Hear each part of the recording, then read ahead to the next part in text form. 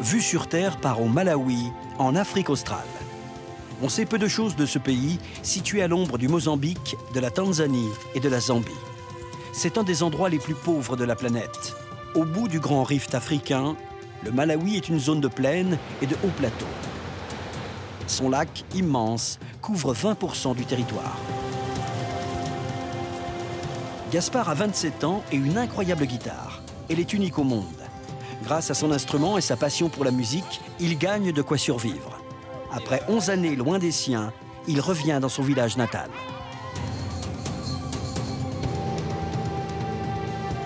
Le ciel est le domaine de Freddy.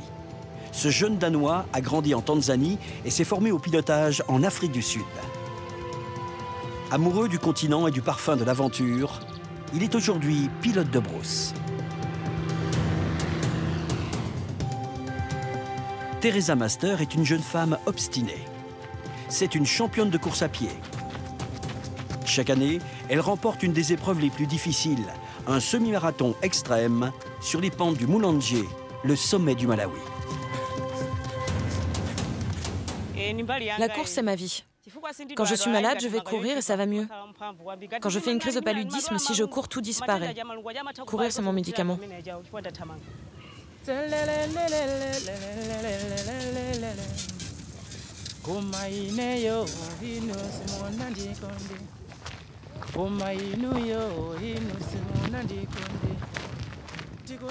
Gaspard est musicien et il traverse l'existence d'un pas léger malgré les difficultés de la vie au Malawi.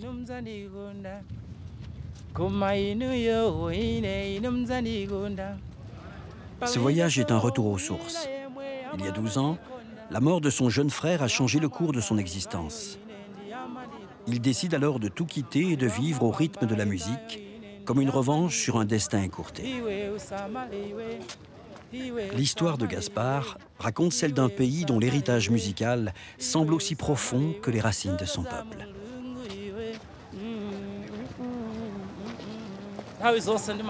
Je voyage toujours avec ma guitare. Sur les routes, je croise beaucoup de monde. Les gens sont heureux quand je joue. Ici, on adore danser. Je suis sur la route de mon village natal. Je viens d'Nkatabe près du lac. J'y vis depuis 11 ans.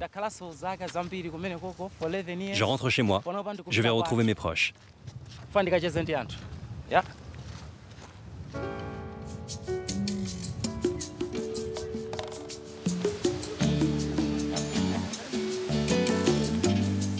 Voyager au Malawi, c'est marcher dans un temps ralenti, sur une terre africaine écrasée de chaleur. Le Malawi est situé au bout de la vallée du rift africain. En dialecte, Malawi évoque à la fois le scintillement du soleil à la surface de l'eau et la lumière du feu.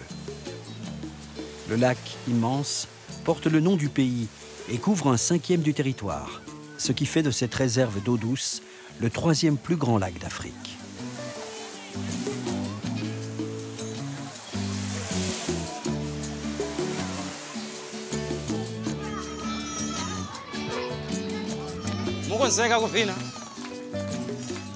Vous êtes prêts à danser ici? Je suis venu avec le son.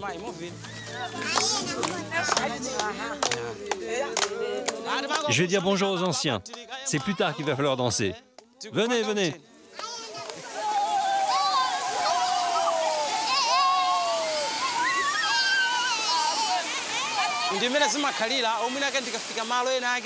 C'est toujours comme ça quand j'arrive dans un village. Les enfants commencent à me suivre, puis les adultes arrivent peu à peu. Les gens adorent la musique. Bonjour, comment ça va? En attendant le coucher du soleil, je viens faire ma publicité. Je suis venu avec ma guitare. Je peux vous dire qu'il va y avoir de l'ambiance. Quand je joue, les gens me donnent un peu d'argent. C'est comme ça que je gagne ma vie. D'abord, je vais chanter gratuitement. Après, s'ils veulent que je continue, il faudra qu'ils me donnent un peu d'argent. Je ne vis que de la musique. Je n'ai que ça pour vivre.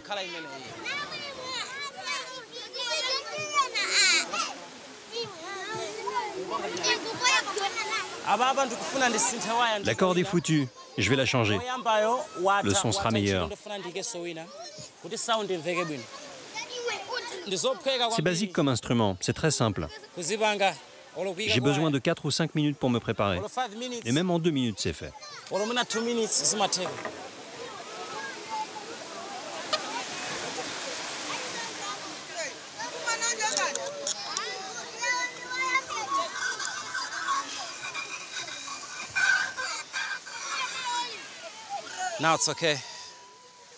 Allez, c'est parti.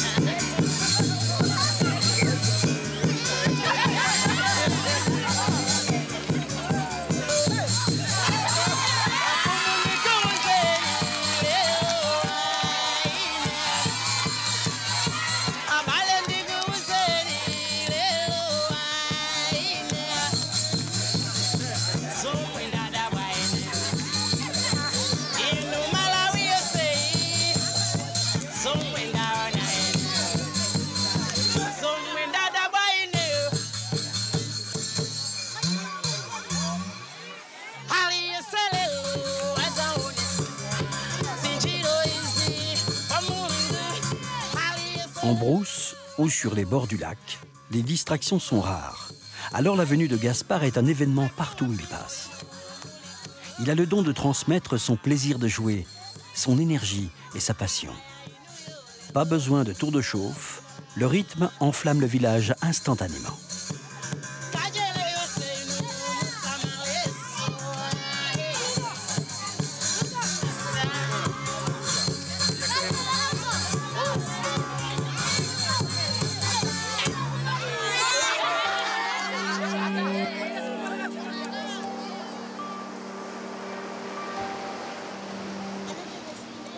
Malgré un grand dénuement, le sourire et l'hospitalité sont à la fois une religion et un pied de nez à la misère.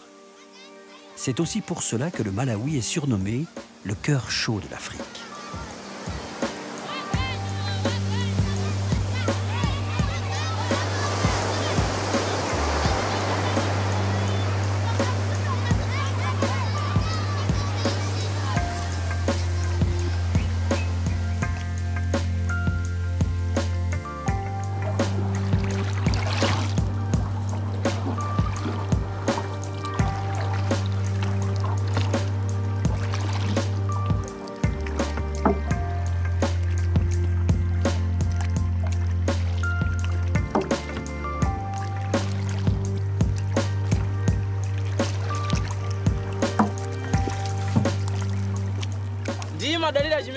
Pour vivre, les gens dépendent du lac.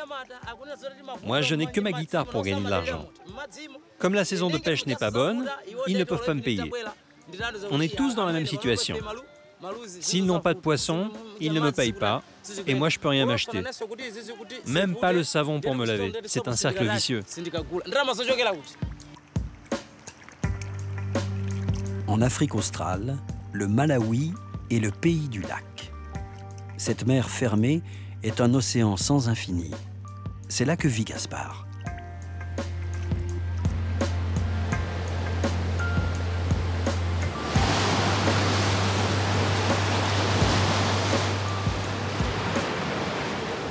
C'est avec son frère trop tôt disparu que Gaspard a imaginé sa première guitare traditionnelle. Avant de retourner dans son village, il a décidé de fabriquer un nouvel instrument. Un bidon, du cuir de zébu, du fil électrique et un morceau de bois. L'idée de cette guitare m'est venue comme ça. C'est un don de Dieu. On ne m'a rien appris, c'est moi qui l'ai imaginé. Je n'ai copié personne.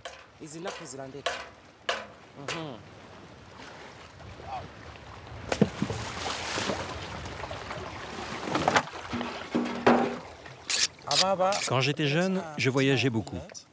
De Blantyre à Lilongwe. Un jour, il s'est passé quelque chose pour mon petit frère. Il a eu une révélation. Il a décidé de fabriquer une guitare à 4 cordes, une guitare acoustique. Alors je lui ai dit, voilà ce qu'on va faire. Il faut qu'on fabrique un babaton, un instrument un peu comme celui-ci, et qu'on trouve une troisième personne pour former un groupe. On a commencé à jouer comme ça, petit à petit. Les gens se sont mis à aimer notre musique. Avec mon frère, on allait de village en village. Voilà comment tout a commencé.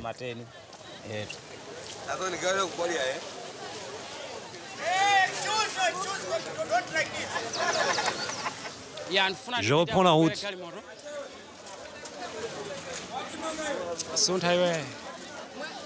Bonjour. Il y a une place pour moi et ma guitare dans ta voiture?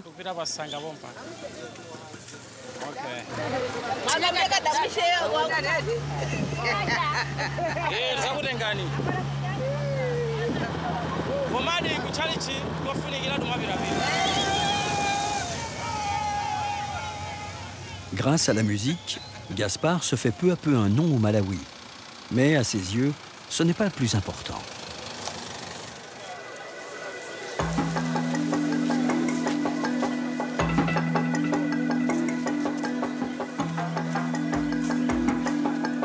En jouant, Gaspard célèbre la vie et conserve la mémoire de son frère, parti à l'âge où se dessinent encore les rêves d'adolescent.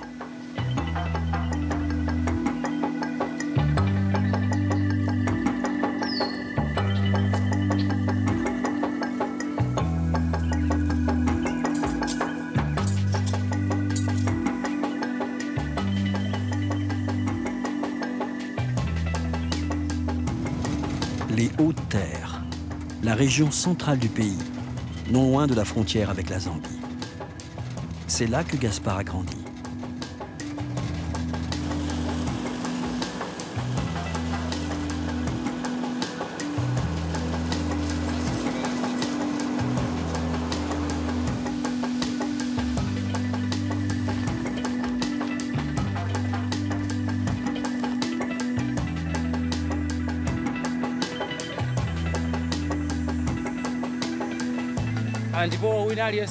Les gens de mon village me manquent. J'espère qu'ils vont être contents de me revoir.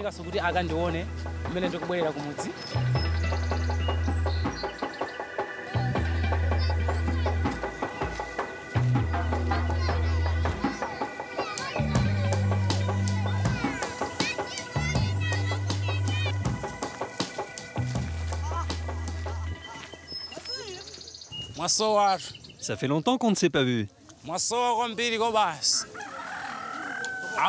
Je suis parti en 2002. Il y avait des maisons ici. Elles ont dû s'écrouler. Il s'est passé beaucoup de choses en 11 ans. Ça a changé ici.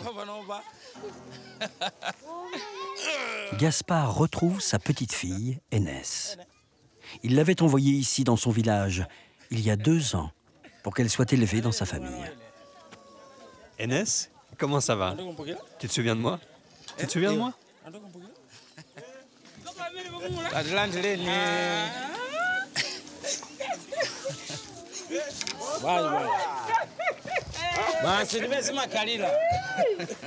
Tobias, son grand frère, est l'un des premiers à l'accueillir. L'appréhension des retrouvailles est vite dissipée. En quelques minutes, tout le village se réunit autour du musicien.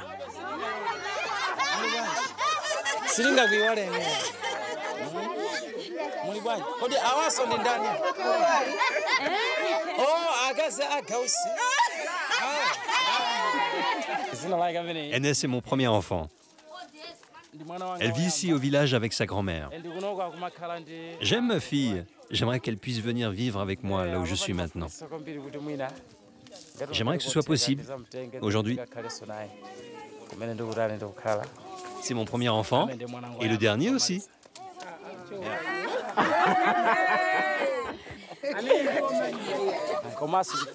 Les gens sont contents de me voir. Je suis heureux d'être enfin revenu. Certains ont beaucoup vieilli. Ils m'ont peut-être oublié, mais pas moi. On n'oublie pas d'où on vient. Il y a un dicton qui dit « Le serpent retrouve toujours le chemin de la brousse ».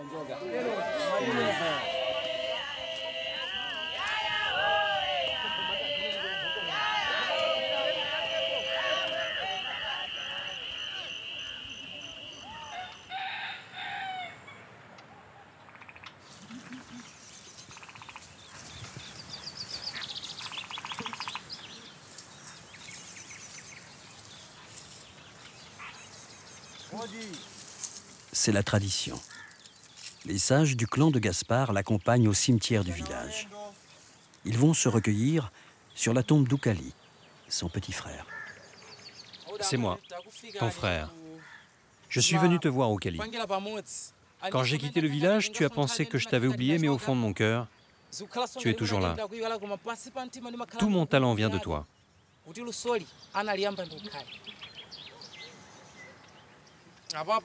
J'ai toujours de la tristesse dans mon cœur.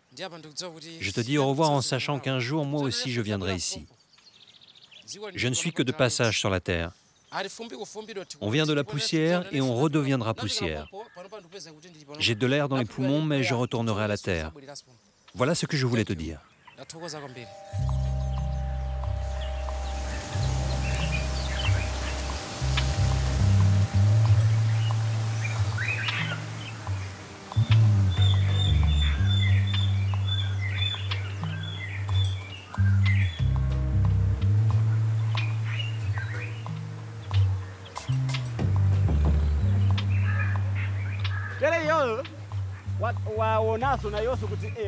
En arrivant au village, il a réalisé que beaucoup de choses avaient changé, et moi aussi.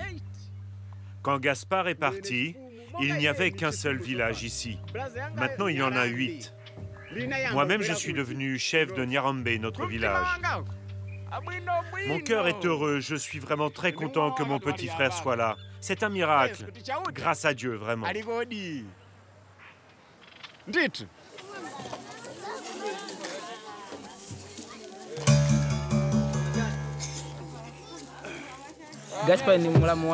Gaspard, c'est mon beau-frère.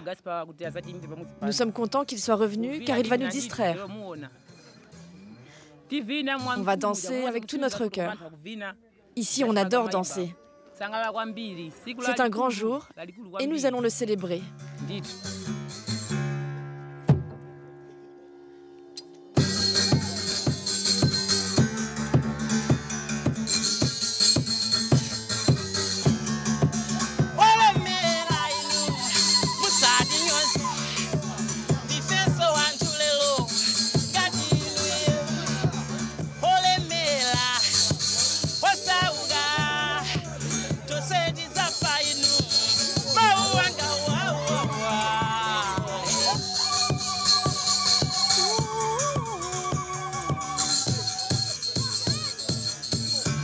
Avec l'énergie retrouvée sur la terre de ses racines, Gaspard peut reprendre la route.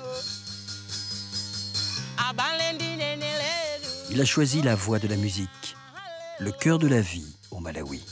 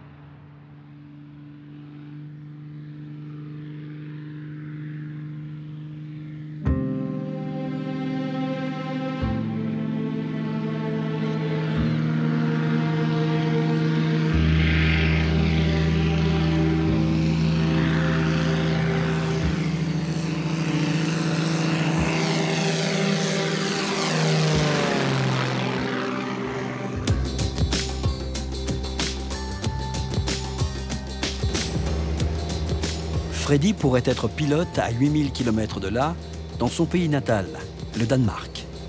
Mais c'est dans le ciel africain qu'il a choisi de voler.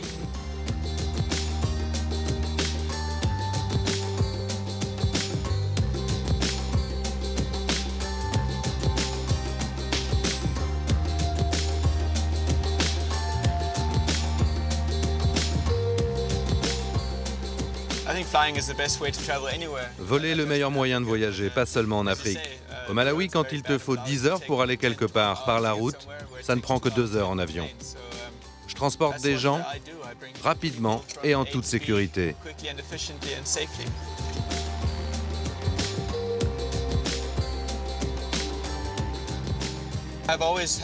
J'ai toujours été attaché à l'Afrique, depuis que j'ai 4 ans. Quand j'étais enfant, ma famille habitait en Afrique, c'est ici que j'ai été élevé.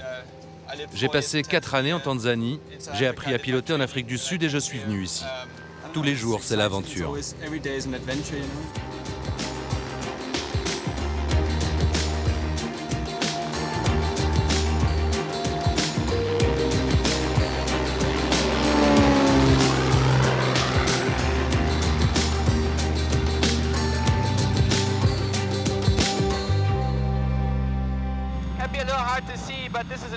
C'est pas évident à voir sur cette carte, mais le Malawi, c'est cette petite bande ici. Là, en fait, on est entre Lilongwe et Monkey Bay. C'est là que se trouve l'hôpital où on va aujourd'hui. Le vol va durer 40 minutes. On passe d'abord au-dessus du lac, puis on contourne le Cape Maclear par le nord. C'est un vol agréable, même si ça secoue un peu au-dessus de la montagne. Bon, je vais ranger ma carte pour reprendre les commandes.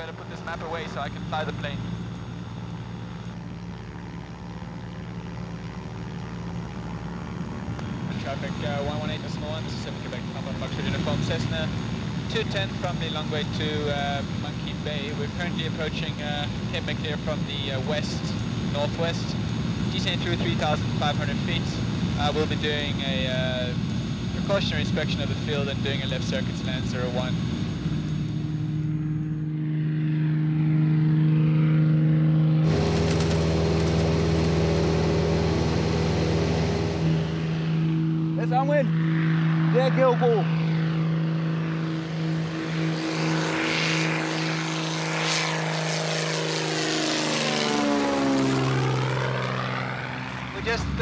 Je fais juste un passage pour que les gens quittent la piste.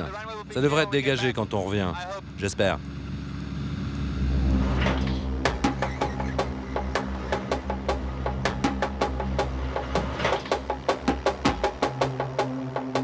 Monkey Bay est une petite ville isolée au sud du lac Malawi. Et ici, la piste d'atterrissage sert plus de terrain de jeu aux enfants que de terrain d'aviation.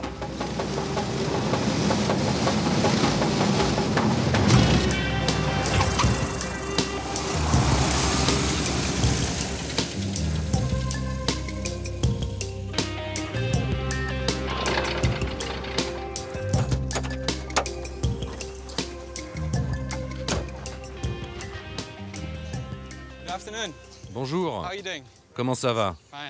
Moi, c'est Freddy.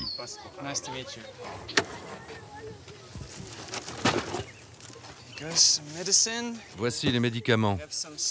Il y a du savon aussi. Peut-être que vous pouvez vérifier que tout est là.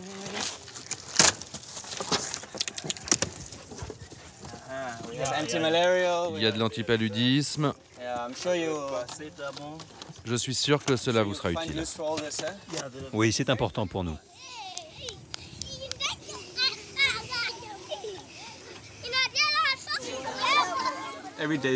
Chaque jour, je vais dans des endroits différents. Quand tu es pilote de ligne en Europe, tu connais ton planning un mois à l'avance. Ici, je ne sais pas ce que je vais faire le lendemain. Parfois, je vole avec des hommes d'affaires, des touristes. Parfois, je transporte des malades ou des médicaments, des fournitures, toutes sortes de choses. C'est ça qui rend le boulot sympa.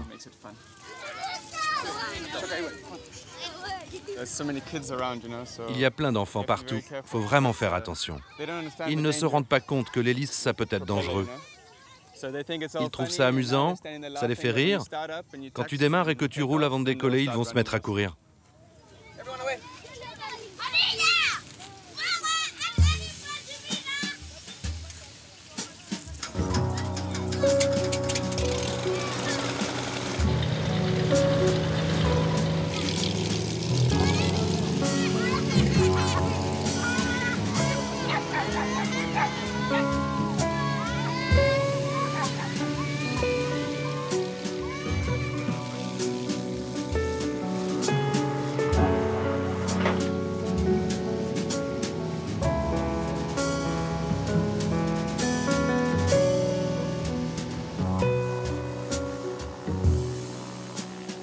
Au Malawi, il n'y a qu'une vingtaine de petits avions comme celui-ci. Plus qu'ailleurs, Le ciel est un espace de liberté. Il n'appartient qu'à ceux qui s'y aventurent. C'est un défi permanent de voler ici, à cause de la météo. La saison des pluies dure de fin avril à novembre. Dans un petit avion, un monoturbine, cela peut être difficile, car on ne peut pas toujours éviter les turbulences. Il faut slalomer entre les nuages, les orages, jouer avec les vents d'altitude, les pluies torrentielles. C'est amusant, mais c'est un défi en même temps.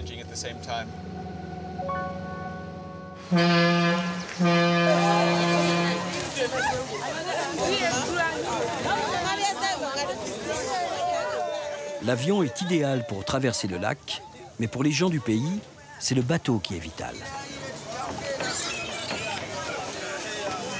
Ce cargo mixte dessert les principales villes du lac. Depuis 1955, l'Ilala permet d'assurer un lien régulier entre le Malawi et le Mozambique. Ce bateau est l'emblème du pays. Au petit matin, le vent s'est levé sur le lac. Le capitaine est inquiet. À tout moment, l'Ilala risque d'arracher le ponton d'amarrage.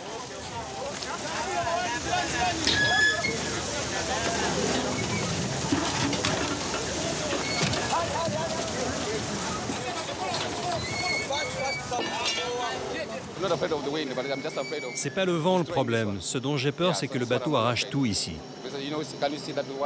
Les câbles sont trop tendus, surtout le plus petit. C'est vraiment dangereux, on risque d'avoir un problème.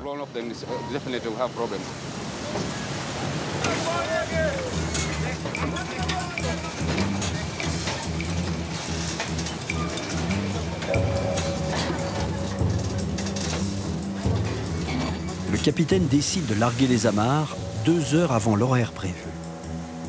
Tant pis pour ceux qui ont raté le départ, ils devront patienter une semaine.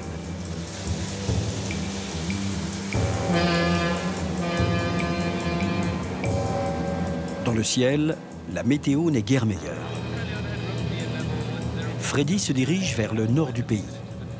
Il doit se poser sur la piste de Tchelinda, au cœur du parc national de Nika, les hauts plateaux du Malawi, l'endroit le plus difficile d'accès du pays. Bon, on va commencer notre descente vers Tchelinda et quitter les 10 000 pieds. On devrait se poser dans 10 minutes à peu près.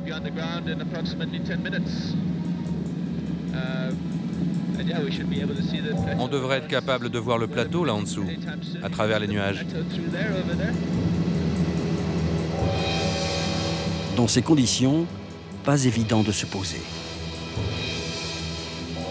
Freddy cherche le terrain d'atterrissage.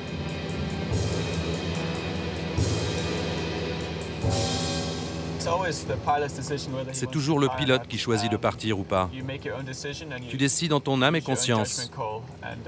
Prendre la bonne décision, c'est une affaire de bon sens. C'est ça la vie des pilotes de brousse.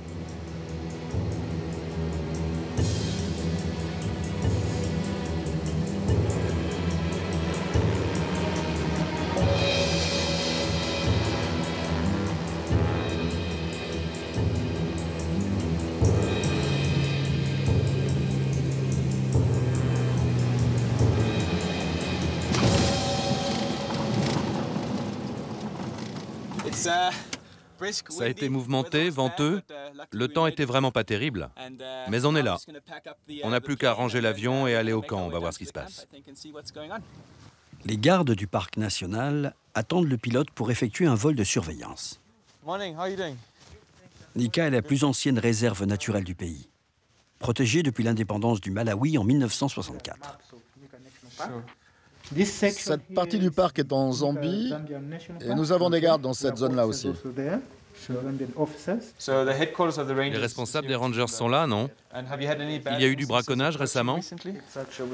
Ces dernières semaines, on a eu une dizaine d'incursions de braconniers dans l'est du parc. Quels animaux sont braconnés?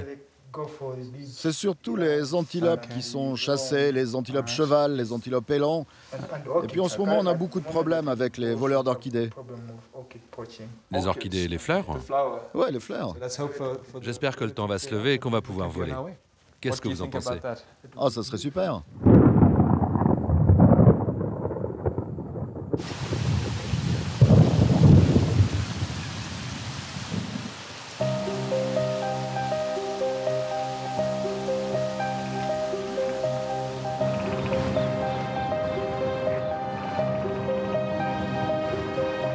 Le parc national de Nika est situé entre 2000 et 2600 mètres d'altitude.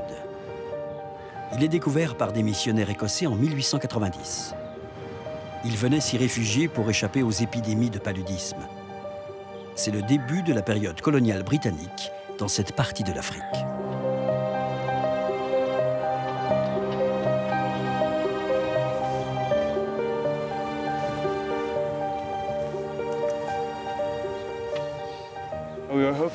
J'espérais que ça allait se lever pendant la nuit, mais malheureusement, c'est encore pire aujourd'hui. Le brouillard nous enveloppe complètement. Il y a 50 mètres de visibilité. Pour décoller, il me faudrait au moins 2 km. On est cloué au sol. Je vais en profiter pour contrôler l'avion, être prêt à partir si ça se dégage. Il faut vraiment faire attention. Ici, la sécurité, c'est primordial.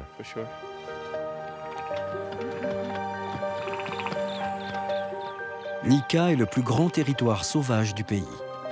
Un écrin de nature, brute et silencieuse. On y recense plus de 400 espèces animales. Le zèbre des plaines, les grandes antilopes cheval et une des plus importantes concentrations de léopards en Afrique australe.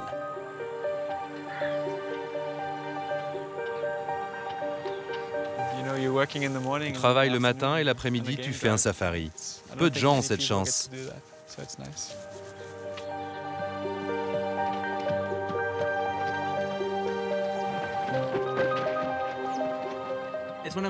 C'est un de mes endroits préférés. Je ne viens pas aussi souvent que je le souhaiterais. Je viens rarement en fait. C'est ce qui rend l'endroit spécial aussi. On est au milieu de nulle part ici, et en même temps proche de la civilisation. On est à 1h30 de la plus grande ville du Malawi. Mais là, tu te sens seul, au milieu de 3000 km² de nature sauvage. Il n'y a personne, que des animaux. C'est super de pouvoir s'échapper comme ça.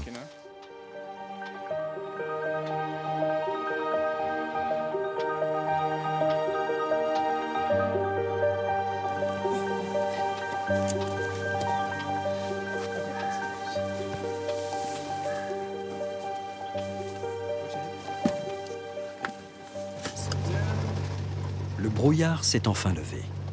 Freddy et Paston vont pouvoir survoler le parc national.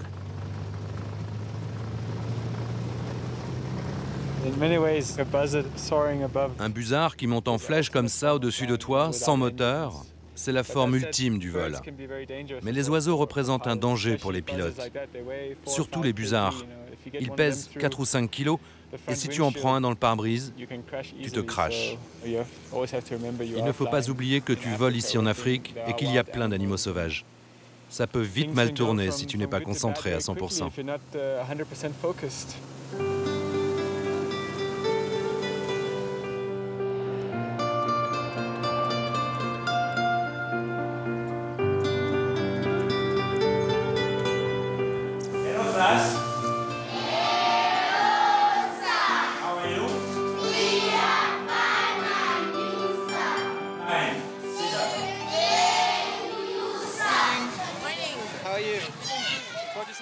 Je vous amène des fournitures.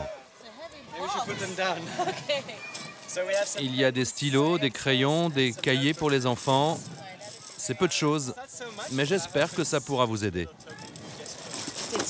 C'est difficile pour nous. Beaucoup d'enfants viennent de familles très pauvres. Certains sont orphelins, d'autres n'ont qu'un seul parent. On doit fournir les cahiers et les nourrir au moins une fois par jour.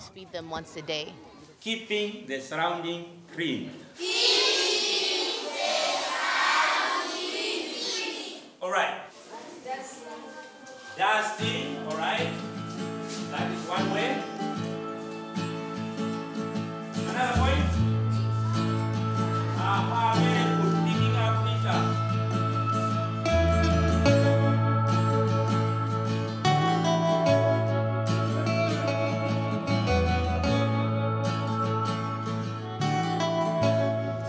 Quand tu es pilote, l'Afrique offre un tas d'opportunités que tu n'aurais pas ailleurs. Mais c'est aussi un véritable engagement. Tu ne peux pas dire « je fais ça 6 mois ». Il faut rester beaucoup plus longtemps. Tu peux accumuler des heures et des heures de vol, mais tu ne seras jamais riche. C'est comme ça. Freddy n'est pas prêt de quitter le Malawi, ce pays aux grands espaces et au cœur généreux.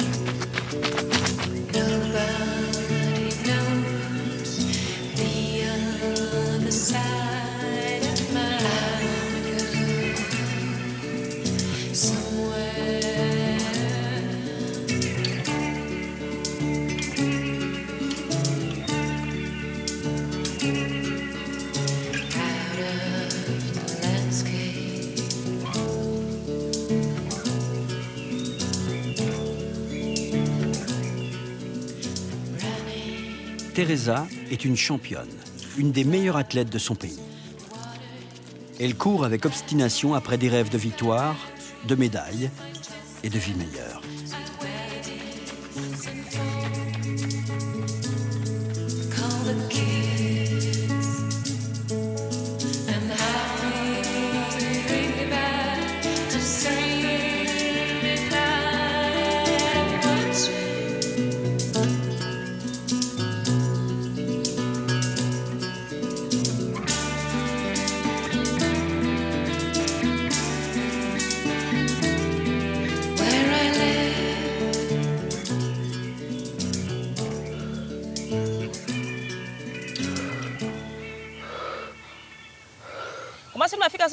Parfois, quand je cours, j'atteins un stade où je ne sens plus rien.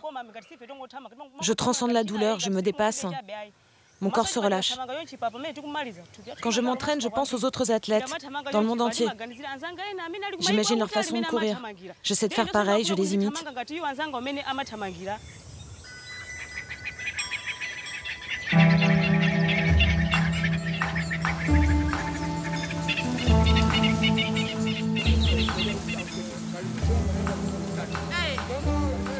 Trois fois par semaine, Teresa s'entraîne au pied du mont Mulanje, la montagne emblématique du Malawi. C'est le sommet du pays, à 3000 mètres d'altitude.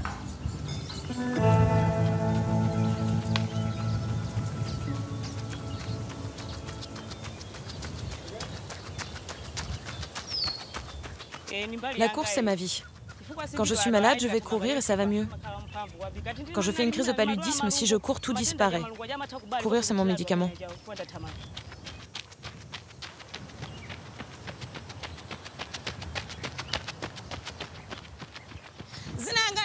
Je m'appelle Teresa Master.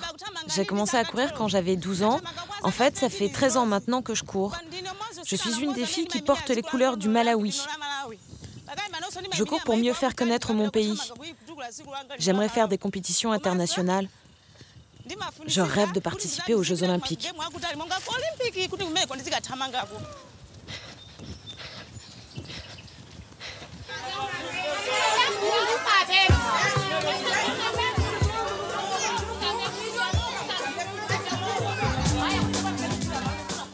Ces jours de marché à Mulanje, dernière ville au sud du Malawi, avant les plaines du Mozambique.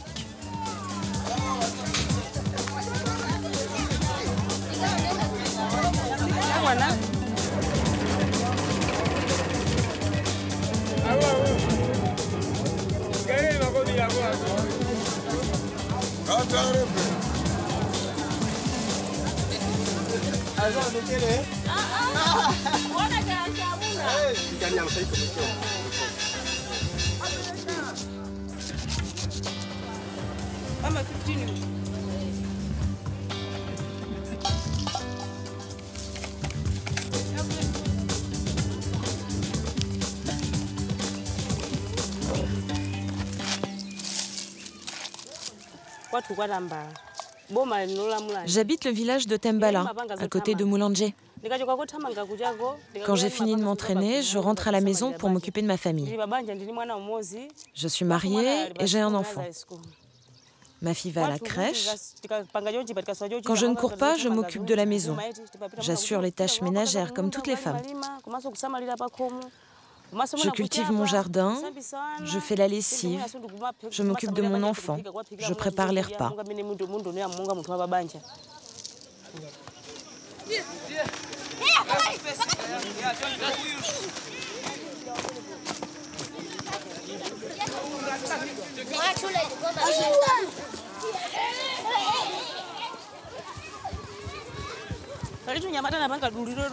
Quand on est privé de tout, il faut se battre, ensemble. Alors, avec Félix, son mari, Teresa a créé un petit club d'athlétisme. Ils l'ont baptisé Sapitoa, un des sommets de Mulanje.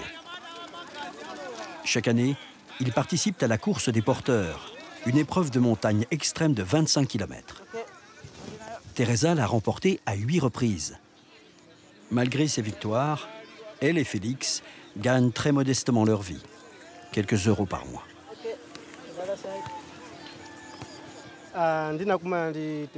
Je vais vous raconter notre histoire.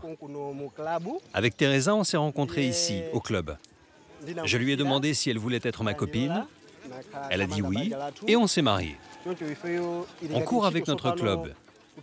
Maintenant, on considère la course comme un métier. On n'a pas d'autre travail.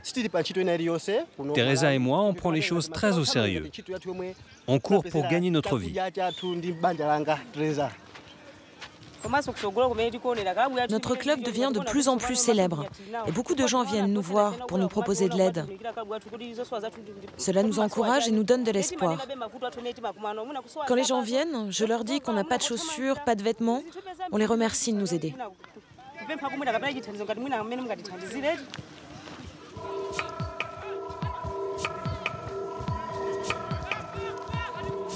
À 25 ans, Teresa veut devenir la première marathonienne du Malawi.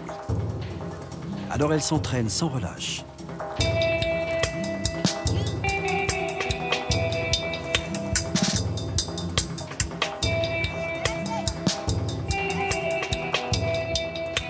Grâce à la course, elle nourrit ses rêves et améliore le quotidien.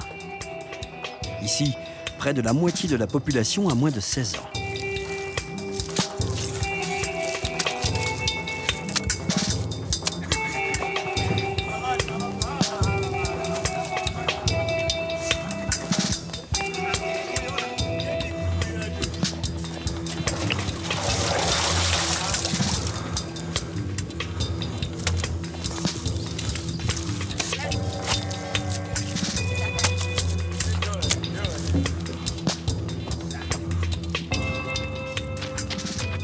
La jeune athlète semble porter en elle tous les espoirs d'une jeunesse qui rêve d'échapper à son destin dans un pays où 3 personnes sur 4 vivent avec moins d'1 euro par jour.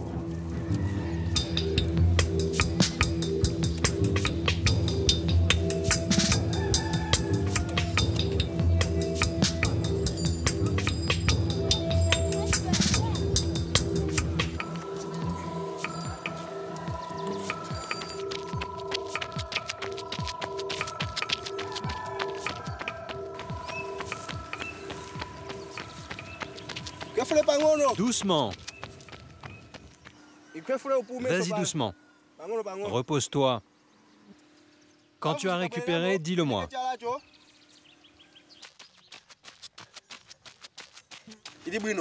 C'est un bon entraînement.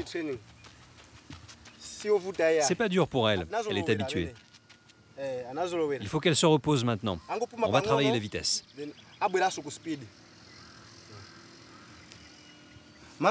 Le marathon, c'est très difficile. C'est une longue distance pour Teresa. Donc on s'entraîne pour qu'un jour elle puisse tenir sur la durée.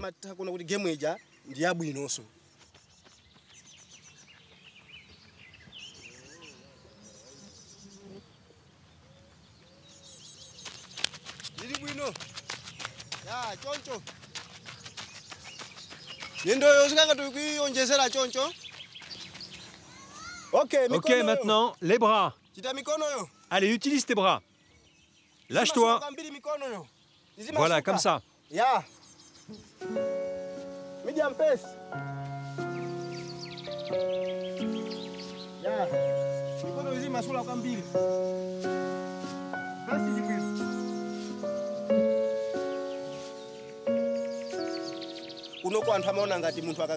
Ici, les gens pensent que quand on est marié, qu'on a un enfant, on ne peut pas courir ni faire de compétition.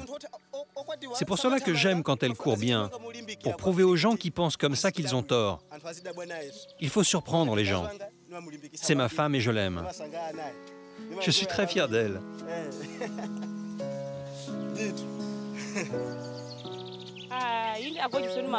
Félix est mon coach et mon mari en même temps.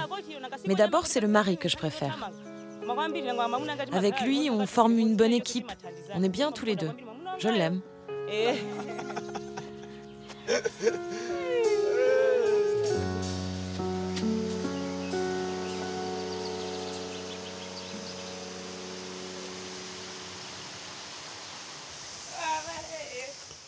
Marathonien lui aussi, Félix veille sur sa championne. Il l'encourage à atteindre ses objectifs. Depuis qu'ils ont décidé de fonder une famille, Teresa et Félix se laissent guider par les mêmes envies. Et depuis quelque temps, la vie leur sourit.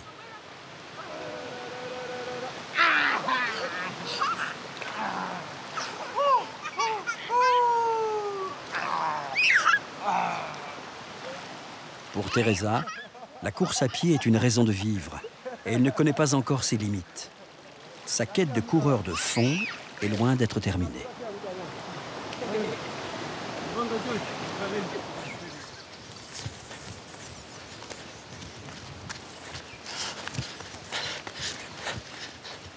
Une fois par an, sur ces chemins de montagne, se déroule la course des porteurs. Avant, j'habitais juste au pied de la montagne.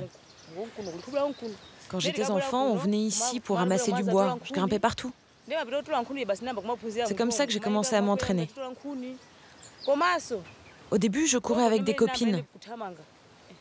Et voilà comment je me suis mise sérieusement à la course à pied.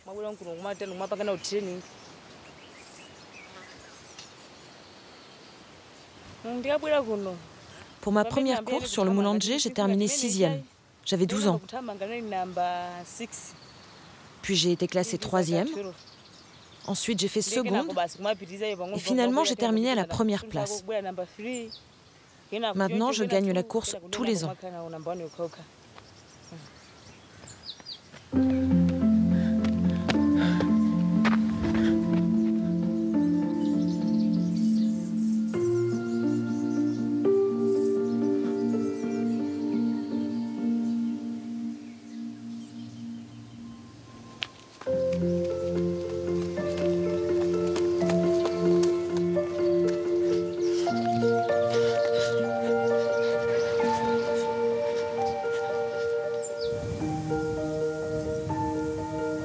La montagne, surnommée l'île dans le ciel, est aussi le royaume des légendes. On raconte que son sommet est habité par une créature étrange, mi-homme, mi-monstre. Tous ceux qui croisent son regard disparaissent à jamais. Teresa n'est jamais montée jusqu'au sommet du Mulanje.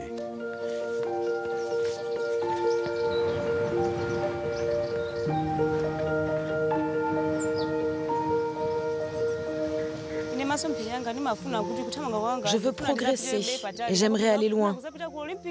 Participer aux Jeux Olympiques et pourquoi pas remporter une médaille d'or.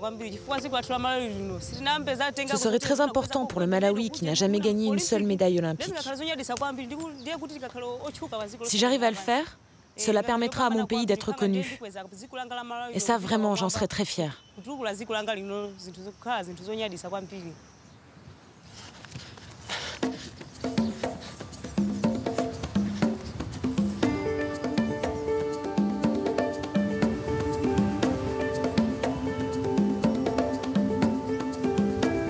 Un jour peut-être, au Malawi, on racontera la légende de Teresa Master, une jeune femme obstinée qui rêvait de courir le monde.